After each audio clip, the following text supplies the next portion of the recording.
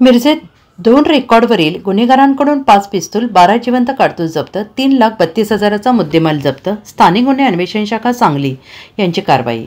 विनापरवाना अग्निशस्त्र बाळगणाऱ्या रेकॉर्डवरील 2 आरोपींना अटक करून 5 अग्निशस्त्रे, 12 जिवंत कारतुसे असा एकूण 3,32,500 रुपयांचा मुद्देमाल स्थानिक गुन्हे अन्वेषण शाखा सांगली यांनी जप्त केला आहे. स्थानिक गुन्हा अन्वेषण पथकाला मिळालेल्या गोपनीय माहितीनुसार रमा उद्यान कॉलनी येथील ऑक्सिजन पार्क परिसरात पथकाने सापळा रचून मलिक सलीम शेख वय वर्ष 25, प्रथमेश उर्फ पाट्या सुरेश पाटोळे वय वर्ष 22, दोघे राहणार बामणोली यांना ताब्यात घेऊन त्यांची झडती घेतली असता 5 देशी बनावटीचे पिस्तूल, 12 जिवंत कारतुसे मिळून आली. एकूण 3,32,000 रुपयांचा मुद्देमाल स्थानिक पथकाने जप्त केलेला असून विनापरवाना अग्निशस्त्र बाळगल्याप्रकरणी गुन्हा दाखल करून या दोघांना अटक करण्यात आली आहे.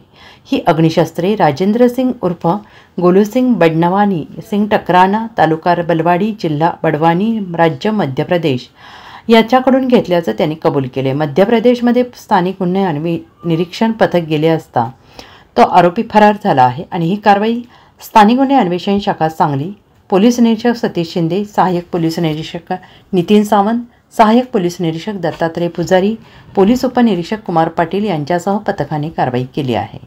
Bureau report SBN Marathi Sangli.